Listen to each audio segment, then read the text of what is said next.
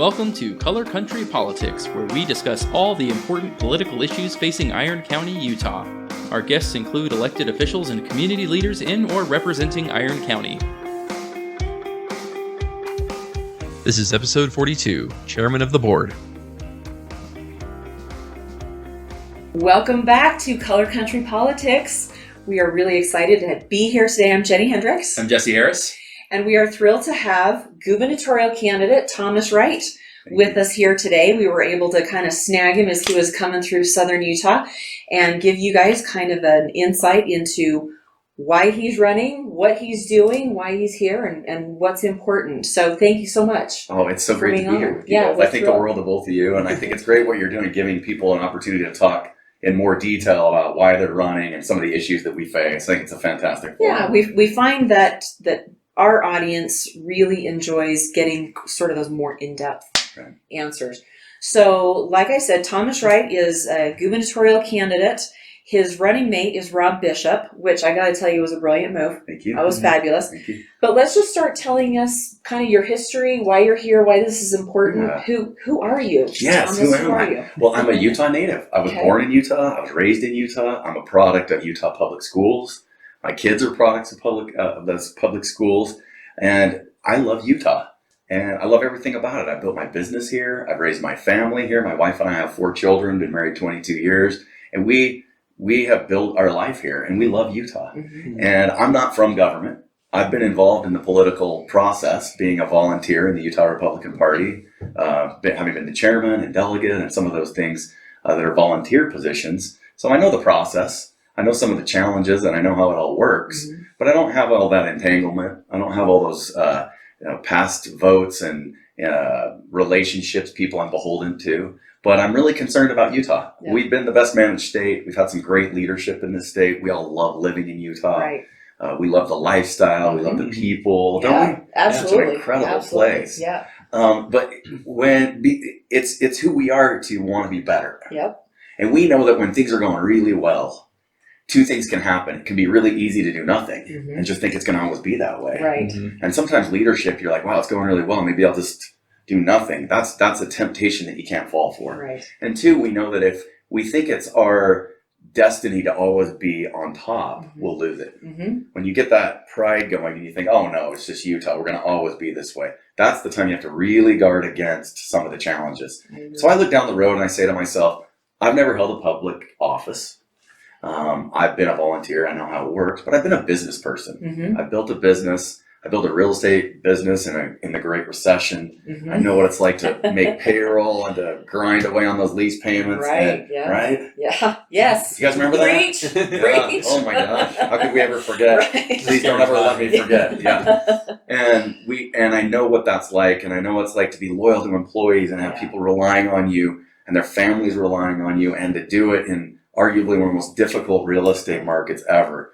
Made me tough. Yeah. Made me gritty. Absolutely. And I developed some leadership skills that I think could serve the state of Utah well. It's uncomfortable to talk about myself like this, but I really believe that we're at this point in Utah where if we don't tackle some of these issues that are right ahead of us, and we believe that it'll always just be like this for us, that we may look back and say, wow, if we'd have started a little bit sooner, we maybe could have avoided some of those challenges that reared up. Sure. So my job as a CEO is to look around the corner and anticipate those problems. Yeah. That's what I want to do with state government. Well, let's talk about that. What do you see coming around the corner? What are some of the issues that are important to you that you want to take on? Yeah, first and foremost, and I love that you mentioned Congressman Bishop. I feel so lucky to have him on my team. And one of the things that I loved about Congressman Bishop as a running mate is he's been a public school teacher. Mm-hmm. And I believe that our public education system, while we have some great things going on and there's incredible people and there's some districts doing some very innovative things, so I don't want to be critical of the whole system, there is a lot of improvement that can be made. And I think everybody in the system knows that. Yeah. And so public education for me is probably the number one priority because our human capital is what attracts people to the state. Mm-hmm. You can have the best roads, you can have the best infrastructure, you can have all the best airport. I mean, you can do all these things really well. But if your workforce isn't ready and they're not available and they don't work hard and they don't have the right skills, then suddenly the businesses are looking at other alternatives and options. Yeah. And so I want to dial in on that a little bit. I've got 2 kids at the University of Utah. hopefully my son is graduating this spring. Me too. I love your mug, by the way. This, you know what? This is one, I think this was my son that did this probably 15 years ago. So Yeah. anyway, they're away from home. I'm an empty nester, so I keep that. You know, it kind of reminds me of a mug that one of my kids gave me. Maybe I'll tweet a picture to you. Oh, that'd be But great. it says on it, sometimes when the family's all together and we talk and I'll have an idea, and of course, you know, nobody listens to dad. Right. And then when I'm right, I'll say, oh, you know, dumb old dad. So I Right. refer to myself jokingly in our family as dumb old dad. I hear So you. one Father's Day, I opened it, and it was a mug from Color Me Mine. It's very similar in color to that, the orange. That's Uh-huh. why I'm commenting on your mug, and it That's said on it, great. dumb old dad. I So love it's like that. one of my most prized possessions. I love But my daughter felt a little bad about it, so the next year I opened the gift, and it was a mug, and it said, my superhero dad. Oh. So she wanted to make sure she knew. So there's a lot so I of have balance complimentary there. mugs I love in my that. life. Yeah, Yeah. it's good to have It's all about the mug, both isn't sides. it? Yeah, Really? I love that. Thank you Our for families, pointing out yeah. that mug. No, family is, I think, one of the things that in Utah is, it's really the core of who we are culturally. And I think that is a huge part of our success as a state, is that focus on families, that willingness to pull together. But I don't want to leave the education topic. I really want to dial down on that because, like I say, my kids are at the U, and I've said this before, so this isn't a surprise. I feel like they were not quite prepared. Tell me about, let's dial in on this and tell me about specifics on what your plan is for education, like from start to finish. Well, thanks for asking. The first is we have a teacher shortage in the state. Mm-hmm. And we know, my wife was a public school teacher. She hasn't taught for a few years, but she has her master's degree in education, was a school teacher. So this is near and dear to us. Okay. But what we know is we have a teacher shortage in the state. A few years ago, we had to waive the requirement for a teaching credential because we couldn't hire enough teachers. Now, I know in business, this is about supply and demand, right? Yeah. When you don't have enough demand for a job, what's usually the reason? It's pay. Yeah. You're not paying enough. Right. We know teachers don't teach because they think they're going to get independently wealthy. Right. Yeah. They teach because they love to teach. Yeah. And you meet with these teachers and they're the passion they have for teaching Right. and their love of children. It just blows me away. So they deserve to be paid the fair market wage that they can live on. And we don't want teaching in this state to become a second income profession. Right. And there's many, like I said, there's districts that are doing this well and they should be applauded. But there is a challenge in many other districts with teacher pay. And if we want to fill those vacancies and support our children and get the best education, we have to start there. The educator is everything, right? Getting that money into the classroom is a huge priority. So we've got to pay them a better wage so we can fill those vacancies. And we'll have more competition. Can you imagine a scenario where more people want to teach than we have jobs? Yeah. That's the supply and demand pretty thing, foreign right? compared to what we have right now. Right. So that for me is a big thing because one, they deserve it. Two, it'll create a better outcome. And so we've got to prioritize the dollars to get into the classroom and make sure that the teachers are being paid. How do you do that from the governor's office versus how, your interaction with the state school or the local school boards and that kind of distribution? Good question. The reason it's a good question is the governor really has no seat at the public education table, right? The only thing the governor does with public education, and this isn't talked about enough, is appoint the charter school board members. So the only thing in statute that the governor does is that. So that doesn't really deal with public education. But I think it's a positive in my particular case that the governor isn't at the table. And here's why. When you're not at the table, you're not a threat. What you can do is bring everyone together and talk about what we all really want, and that's the best outcome for our children. Yeah. We know the teachers want that. We know the districts want that. We know the legislature wants that. We all want that. And when you're kind of a neutral third party, but you're the governor, you have a platform, you have the microphone, and you can lead out. Yeah. You can step up and say, hey, I'm going to bring these floating islands together.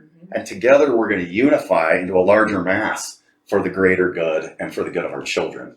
And so I like that part of it. I think there's some positives to it, but let's be honest, there's differing points of view inside the legislature. I mean, this year I think we have about 200 bills related to public education going. And sometimes the school districts have different ideas. Yeah. And sometimes the teachers and there's differing opinions. Yeah. So it does need some leadership to bring people together. And again, we've been doing things relatively well. There's some bright spots, but it can definitely be improved. And so one of the commitments I've made is, as governor, I want to go to the state school board meetings. I don't need to be a participant. I'm happy to go as the governor around the state, go to these meetings, sit, Mm-hmm. listen to our 15 school board members, listen to what their goals and ideas are, the people that they represent, Mm-hmm. and then take those back to the Capitol, Yeah. talk to legislators about the legislative agenda. How do we meld those together? Continue to meet with teachers and listen to them, Mm-hmm. and really have a leadership role in bringing everyone together. That's great. Isn't it great when you have the opportunity to make a difference and you don't care who gets credit? I just want it to be better, Yeah. right? Yeah. And I don't have a seat at the table, so in the end, if it improves, I'll be the last person that will get credit, so it'll work out perfectly, right? That's I great. think it was Reagan who said, "You'd be amazed what you can accomplish, and you don't care who gets the credit." Oh, wasn't he Exactly. great? Oh, Yeah. yeah. Oh, he was Yep. great. And so that's number one is teacher pay. Another specific is the classroom's overregulated. Mm. And it's overregulated by the federal government, which is harder for us to correct because we take federal money and with it comes their The strings. strings. So I don't want to be overly optimistic about what we can do about that. But that's another reason I love Congressman Bishop as my running mate. He understands Washington, D.C. He's been a Right. school teacher. If there's anyone that could go to Washington, D.C. and help get some waivers on some of this regulation and allow us to do things the Utah way, it would be Congressman Bishop. Yeah. And then we can look at the state and say, hey, what are we doing in the state to make it more difficult to teach? And it's never intentional. Right. Mhm. So sometimes we pass legislation or we do things that, man, it had more paperwork, add more Unintended time. consequences. Yeah. Yeah. And just sit down and say, hey, again, bring those islands together and say, hey, what can we do better, teachers, to support you? Hey, districts, what's holding you back? Right. What's keeping the money from flowing more into the classroom? So we can all kind of get together and say, this isn't about blame and credit. This is about improvement. And we can all improve. Absolutely. So That's great. deregulating the classroom is big. Yeah. Great. I love that word. Those are the two. Deregulating. Those are the two top things that teachers cite when they leave the profession: is I wasn't being paid enough and I had to do too much paperwork. Yeah. And isn't it amazing when they get into teaching not for the money, Mhm. and then we do two things to them. We pay them too little to live on in some instances, Yeah. and we overregulate them. And the only thing you're guaranteed when you do that to an employee is they eventually will quit. Yeah. Yeah. Because we have, the lowest unemployment we've ever had, Right. which is really underemployment. Yeah. There's not enough people for the jobs. Yeah. And so naturally, what do? They look around at what are the other options. The skill set with this education, where can I take this? And hey, if I can go from making X to Y, and Y is 30% more, and I don't have to deal with all the bureaucracy and the drama, Yeah. and I can just work this job, and it becomes pretty enticing. And so Yeah. we've got to make it more enjoyable Mhm. again, Mhm. and we got to pay better so we can get back in competition with the alternatives that teachers have. I love that market-based solution, because our teachers are in competition with other professions, because it is fluid. course. They can leave. So That's what we love about our capitalist society. Yeah, Is absolutely. that goods and services and people will flow to where they're valued the most. Absolutely. That's the essence of who we are, and that's why I love bringing the business perspective, because Yeah. I know government's not a business, and I know the governor's not the CEO that just gets to make all the decisions. I get it, Yeah. but leadership and bringing some of those principles in and just breaking them down in simple macroeconomic terms, I think people really understand. I think it resonates with them. Yeah, absolutely. And then the third thing with public education is I was just with a school teacher who had a student that bites and hits Oh dear. and turns desk over, and your heart goes out to that young man. Yeah. And you want him to succeed, and I'm sure we'll figure out how to make that happen. But the teacher can't be the teacher of 30 and be the behavioral health expert Right. and dealing with all this. So not just deregulating the classroom, but further supporting the classroom in new and innovative ways based on some of the new mental health challenges we have in the Right. state. And it's hard to talk about, but we have one of the highest teen suicide rates in the country. Yep. And public education is right there in those formative years. So we've got to Right on figure the out. first line. Yeah. So And we it's- can't ask. Teachers will do it. Yeah. This teacher said, I will do it. I love that kid. Mhm. And I'll make it work. And I'll still figure out how to teach. But maybe there's a way to support that student better Yeah. while simultaneously making it easier for the 29 other kids. Yeah. And maybe there's some other challenges in there I don't know of. But then also for the teacher, Yeah. making it more rewarding and easier Sure. to do the job. Sure. So the world's changed a little bit. Yeah. We ought to change. And then just finally on public education, we've learned so much in the last 10 or 20 years about how the mind learns Mhm. and how kids' brains function. Yeah. And we've got to modernize our system to allow us to capitalize on that new knowledge. Mhm. We are teaching in the same classrooms and the same style we did maybe 50 years ago. Yeah. And so we can improve that by saying, hey, we know a third of the kids respond to that style. Right. But then there's 2/3 that maybe are learning in new and different ways. How do we kind of approach this in a new, innovative way? And can we improve it so we're reaching the children quicker and inspiring them more? Yeah. And man, that will pay huge dividends for them, Absolutely. for their future families, and for our great society. Yeah. It's a great state we live in. Yeah, absolutely. That's great. Those kids are curious and they want to learn stuff. Don't they? Yeah, they're curious and they just want to be inspired. And not all kids are the same. Absolutely. And to think one size fits all is old thinking. Yeah. And there's a new and innovative way to do it. And that one is a lot harder to do than the other three I talked about. Yeah. And there are some places that are doing it really well. And school choice is a big part of that. Yes. It's a big part of that. Yeah. Parents know where their kids want to go and what they want to do. And there's some great options out there for arts and science and math. And if a kid's really gifted in one of those areas and really loves it, and they want to go down that road, we should allow the parents the choice and the freedom to be able to take their children where they're going to thrive. I love that includes homeschooling and all the other options. So there's many options that you can custom tailor to the student's needs so that everybody succeeds. That's great. My 2 school-age children are going to the local charter school. They're both on IEPs. They have autism, and that Montessori approach is great for them. And I know that district schools, they struggle to deal with, kids who operate a little differently. And just having that option available makes all the difference. It's better for everyone who stays in the district school. It's better for my kids. It's better all around. Right. And let's be really clear, because I know the three of us agree on this. District schools are great. And I could see somebody in that district school hearing this and saying, oh, they don't understand. And we maybe don't understand what they know, but we're not saying that they have been deficient. Correct. It's just they've been the place where everybody went. And what we're saying is sometimes there's people that are better off in another option. Let's give them that option. Yeah. And the public schools are still going to play an intricate role and are so vital. And they're doing a great job. They're doing the best they can with a lot of challenges. Sure. And I just want to help make it better. And I want to compliment everybody out there that's in that system. It's tough. Well, and I do think that you've got such a great resource in Utah because you do have so many parent volunteers. You've got parents already in the classroom. What a tremendous resource that has been historically and continue to be. Yeah. So. And I was thinking the other day, and I've never even said this publicly, so the team may not love this, but I was thinking the other day, somebody said, well, teachers don't teach year round, they only teach, this many months. You've heard that before. And I started thinking, well, I got to look into that, make sure that's true. But also, we have these great tech companies in Utah. We have some great homegrown companies. We've got a great economy. It's very diverse in Utah. What if teachers wanted to do a quick internship in one of these? What if a math teacher in high school really wanted to go see the way, Qualtrics does quantitative analysis and the way kids are actually using calculus in the Silicon Slopes. Once they've graduated and are applying. Yeah, and if you went to them and said, hey, do you want to do some internships and have some teachers come through so they can see firsthand the workforce needs?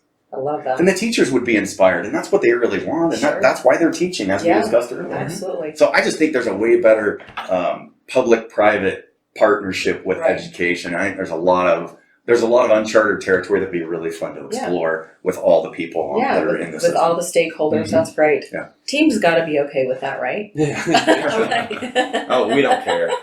Yeah. Well, I appreciate that insight. That was great information.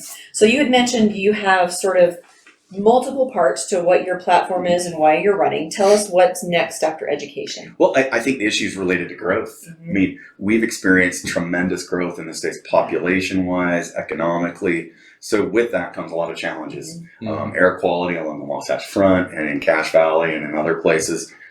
Transportation, infrastructure. We all see the gridlock, and it's pretty prevalent around the state, even in St. George and areas of southern Utah like Cedar City. You're starting to see more and more congestion, which diminishes our quality of life. And then just the other things of affordable housing is a big problem that we have to address in this state. The thing with affordable housing is it's not just about finding people affordable housing so they can live. It's the byproducts of not having affordable housing, like children not reaching their potential, like increased in behavioral health problems. And that could be tied to this, these challenges we have with suicide and some of these other things. So we've got to take this affordable housing crisis really seriously. We're 55,000 units short. Right. And we can't be heavy-handed from the state telling municipalities what to do. You'll get a lot of pushback. Without that, just is not the Utah way. We say we don't want the federal government in our business. Well, the counties and state and cities don't want the state in their business. But the state can lead and inspire. Provide help. some kind of a framework, provide ideas. I know that there's some legislation going through right now to try and tie maybe some transportation money to some affordable housing. So there are things that can happen at the state level that can guide or inspire more at the local, municipal, and county level. Right. And let's be smart. Let's work together. But I loved, and I've cited this before, but Jake Hendricks' bill last year, Senate Bill 34, was a list of 25 things municipalities can do. And it wasn't a requirement. It was just, hey, here's a roadmap. Can you just tell us which 3 or 4 of these are working for you? Yeah. And I talked to a mayor in Davis County that said, we read that at first and we're like, I don't know if this is going to work. But then he said, we actually were inspired by some of the ideas on the list that we hadn't thought of before.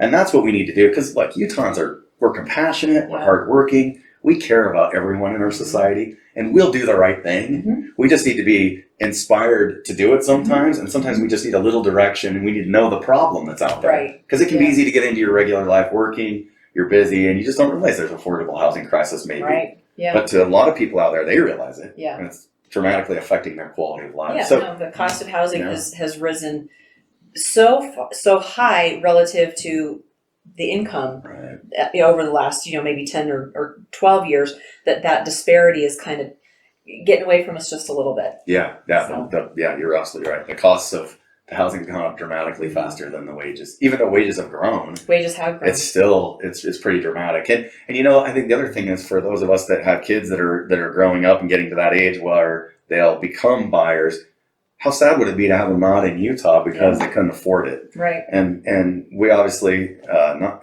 some of us more than others, don't want our kids living in our basement. and so what we have to be careful of is that we don't make it so unaffordable that's happening, because that's not good for anyone. Like I said, for kids and behavioral health, all the things that we talk about. Yeah. But also, we want people to live their own lives, and we want them to live that American dream. And we know homeownership is at the heart of that American dream. Absolutely. And or being in your own home is at the heart. And we've got to make that possible. And there are things the state can do along those lines while not being heavy-handed. Yeah. And I mean, it's and being in real estate, this is a conversation that we have a lot is, home ownership isn't just for the homeowners, and it builds more stable communities. It helps build wealth with those families and in the community.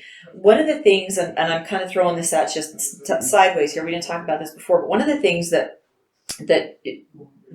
I thought about is we don't necessarily want to, we want to make housing attainable. We want to make housing affordable, but we don't necessarily want to take value away from anyone's home. Right. I mean, one of the things we're seeing now is people reaping such great benefit from the equity that has, is sort of a side effect of the market going up. So I hope that there's an intersection between housing affordability and wage growth where we're not creating a deficit for either side. Does that make sense? Yeah, it does. Because, and this kind of is hard to talk about, but there's a lot of people in a lot of communities that think, okay, we need affordable housing, but we don't necessarily want it in our backyard. Yeah, it's a big deal. And so it's that NIMBY, so to speak, mentality. Yeah. And I think that too gets to just taking the stigma away from what affordable housing is. Yeah. It's not the negative thing that people think it is. It could be higher density, so there could be more people, but if it's coupled with mass transit and makes it easier for people to move around, that can be really good. Can also tie affordable housing to air quality.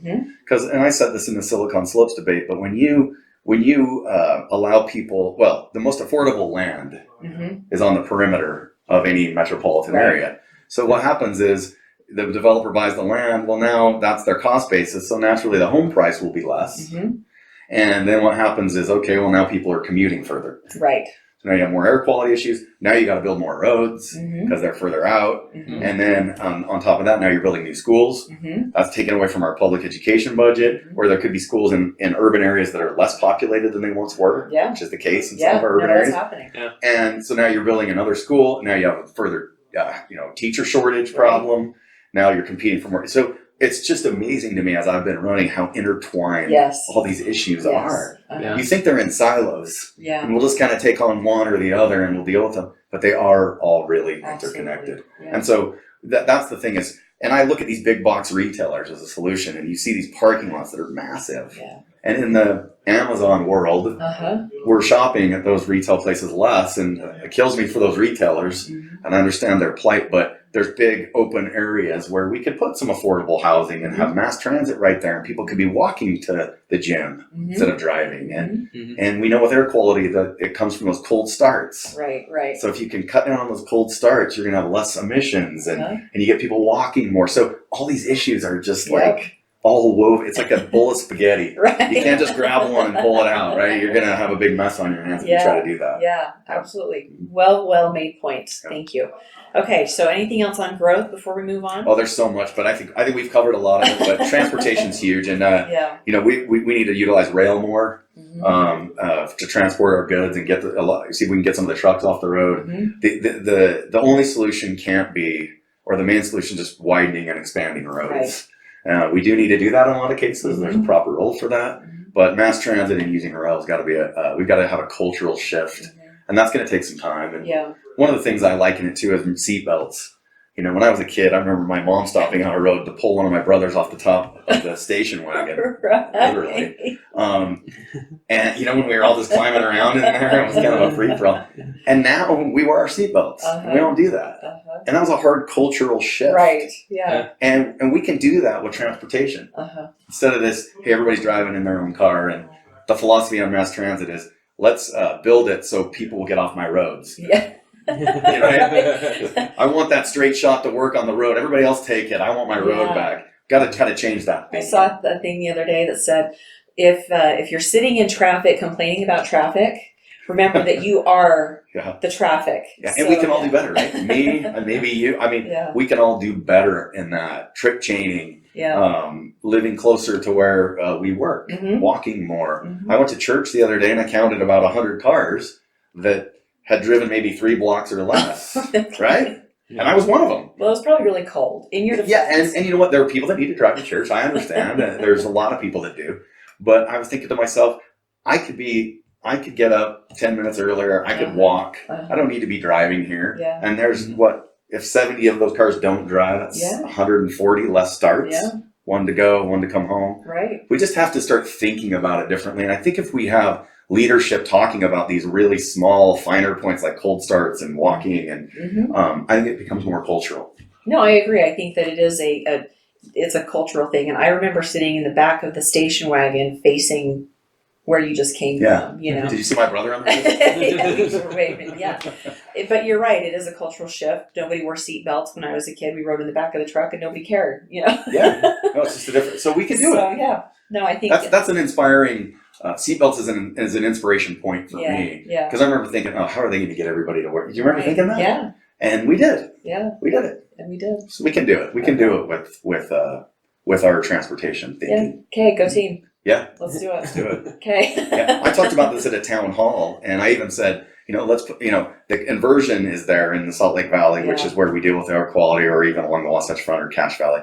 And the storm comes in and blows it out, and then everybody fires up their snowblower, right? And you hear them, you see that coming out, and those are not like tier 3 efficient engines and fuel. And you think, wow, we just blew it out, and here we're going to do it all over again. And I said, maybe we could shovel a little more, or maybe the leaf blower can be left, and we can give each other a high five for having grass clippings on our sidewalk. Maybe that could become a badge of honor. There you go. Right? There you go. Do we care? I can see a campaign about grass clippings forming out. But then it snowed the next day, and one of the guys at the town hall texted me a picture of him shoveling, and he said, I put the snowblower away. And I thought, hey, there's change. Wow. Right? Yeah. Look at you making things happen right. I just think if we all talk about it, right? Then our kids will just grow up thinking that's the way it is. Right. Yeah. I love it. We can be the change we want to see. Great point. Okay, fabulous. Okay. All right. Anything else on growth? You want to move on? No, we can move on. Yeah, there's a lot on growth. I know we covered a lot. We could actually do that. We gave our snow blowers and leaf blowers away, and we're walking to church. So we covered a lot of ground. I like it. We're push mowers. Yeah. Okay. All right.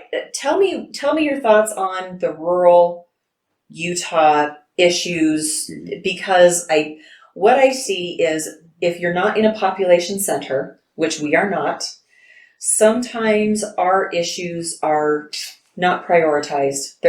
And I get it. You've got to go where the population centers are. But what are your thoughts on what we're dealing with in the rural parts of the state? I love this question, because this is another reason that I wanted Congressman Bishop on my team. He's somebody that understands rural Utah. He fights for rural Utah. And the best part is he wins. He does. He wins. He understands rural Utah, and he understands the public land component that goes along with that in a lot of cases.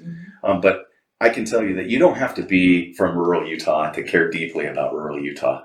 And as the next governor, I will prove that. I'm not from rural Utah, but I care deeply about it. And there needs to be equity. And I want to talk about what that means, because there isn't right now. And if I'm just being honest, it is what it is. It's been really surprising to me how much I've learned about areas of the state that are still in a recession or never came out of a recession. And the Wasatch Front's been booming, and we've been bragging about growth and success. And to think all these counties and these areas, and most of these areas in rural Utah are really struggling, hits hard. And I really believe if a governor was talking about that regularly, the rest of the Utahns that are not in those rural areas would care a lot, and they would want to see change. Because the way I see it is, these rural communities are very, they're very tight knit. Everyone knows each other. I mean, there's nothing more fun than going to lunch in rural Utah. Everybody's talking to each other. I would say, man, I want to live here. Right. It's amazing. They care so much about each other. It's just it's such an incredible feel. It really is. And so they love living there. And what we have to admit as a state is they don't want to leave and come to the Wasatch Front. And the Wasatch Front really can't handle them now. Anyway. If all of us picked up and moved to the Wasatch Front, you don't have anywhere to put us. And we don't want that. And we don't want that, because our rural communities are a part of the fabric of our past, our present, and are such an important part of the future going forward. And so how do you maintain those communities? And I think there's some things you can do. There are companies that I believe we can get to hire people in a remote situation in those rural communities. That will cut down on congestion, the driving, the traffic, and it would provide more jobs, economic base in those local communities. But that's not going to be enough. The economic incentives that we've seen along the Wasatch Front don't need to continue in most cases. I don't want to close the door on those totally, because there could be high-paying, high-skilled jobs we want, and they can only function in that area. So I'm not going to slam the door. But by and large, the economic incentives we've seen need to come to a stop. And we need to put that money, or some money, into more economic development in rural Utah. We have incredible people. They love where they live. They don't want to leave. They don't want their kids to leave. Their kids don't want to leave. And we need to make sure that they continue to grow. So I love the idea of continuing our fiber and connectivity in those areas, because that's going to be a big part of their ability to connect with the world and do these remote jobs. But we also need to focus on diversifying those economies, because in a lot of cases they're dependent on tourism or other industries that are seasonal or that maybe aren't as recession proof as others. And if we can diversify those economies, then people will get a better diversification, and that will provide more sustainability short and long term. And so then the question is, okay, great idea. That sounds great. What do we do? Well, what we do is we reach out to companies and we recruit companies that that match the values of that community. Some of these communities don't want to be big. They don't want that tremendous growth, and they need to decide what they want. The state doesn't need to tell a city like Kanab what they want for economic development. They should decide what they want, but the state should be a partner in helping make that happen, so that community becomes less reliant on tourism, and while still servicing the great tourism industry they have, but diversifying the economy so the kids can stay. Another big thing, I think, is with higher education. We can do a lot of the higher education curriculum via the internet. And if we have that connectivity we talked about, we're not just creating remote workforce, but we're also allowing people to engage in higher education.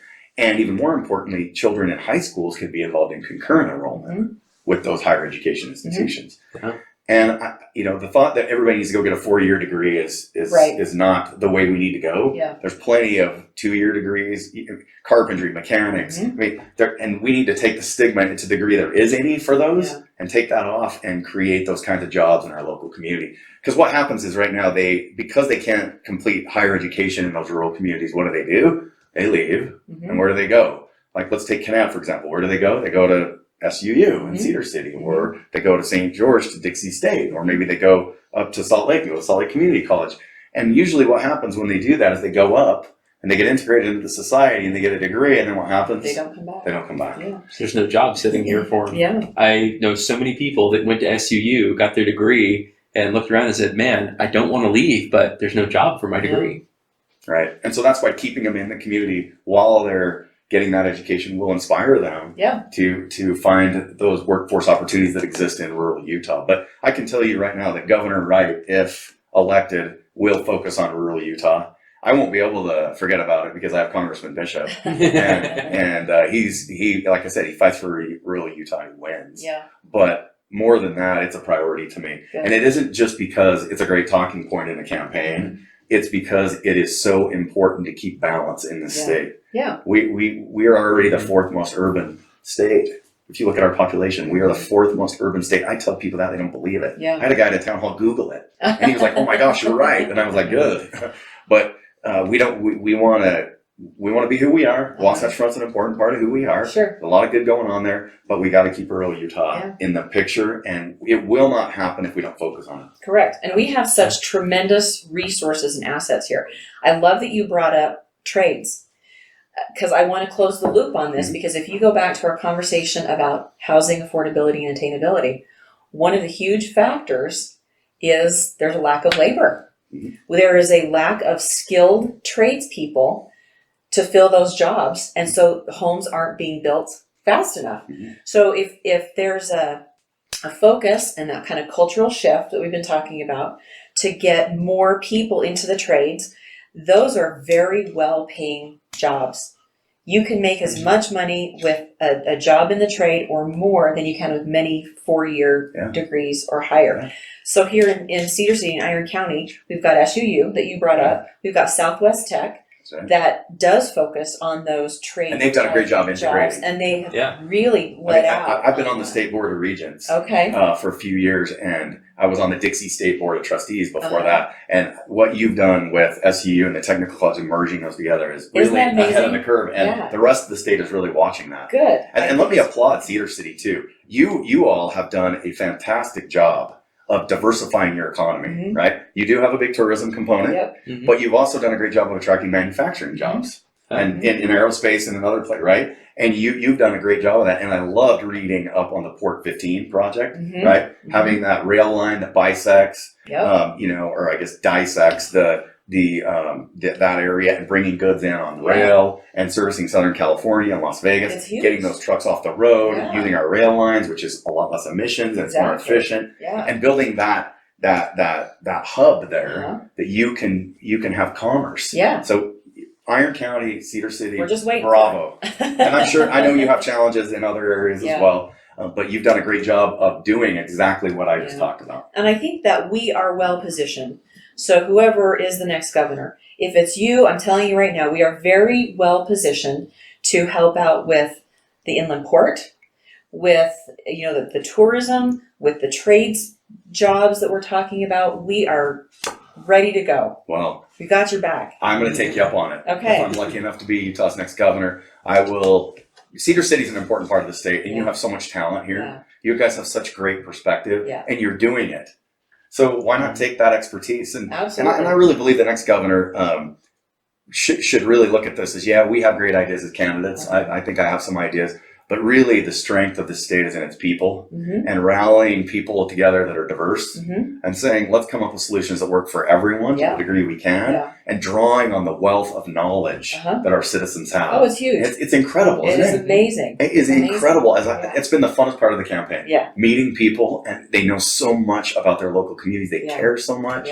So no one person needs to feel like they got to take this on. Sure. They've just got to be good at building consensus and reaching out and being humble enough to not care who gets the credit, according to your Reagan quote. Right? That's great. Well, I appreciate that a lot.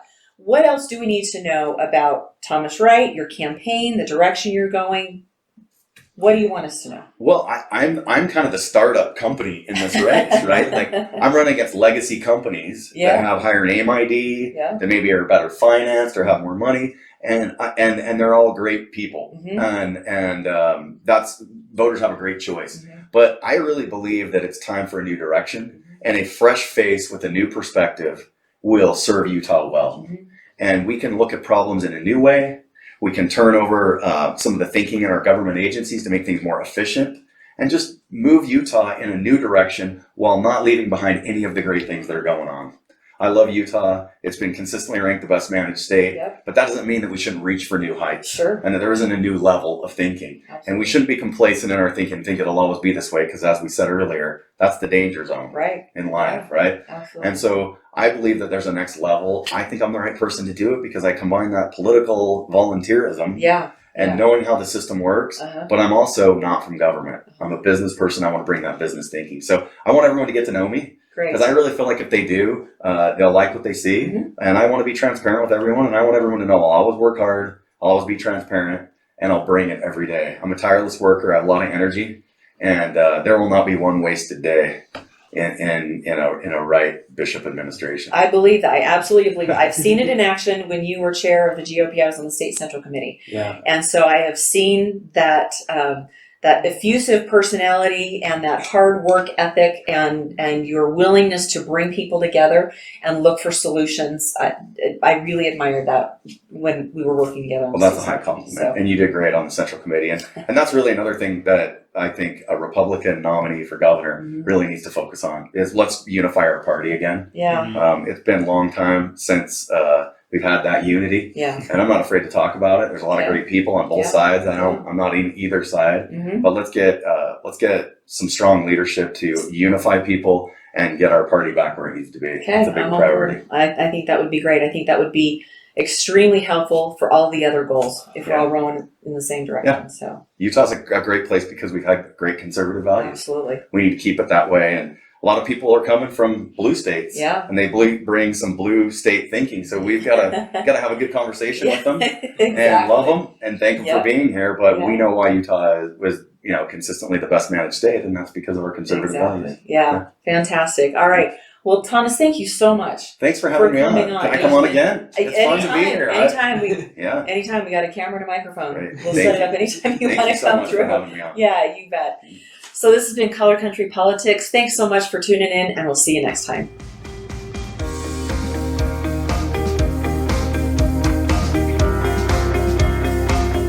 You've been listening to Color Country Politics, a production in cooperation with Utah Politico Hub and graciously sponsored by Century 21 Prestige Realty at 121 North Main Street, Cedar City. Special thanks to Amoeba Crew for use of their song Background Indie Rock, licensed under Creative Commons. Subscribe to our podcast on iTunes, Google Play, or wherever fine podcasts are found. Also, check out our YouTube channel where we post video of our interviews. And don't forget to follow us on Twitter, Facebook, and our website at www.colorcountrypolitics.com.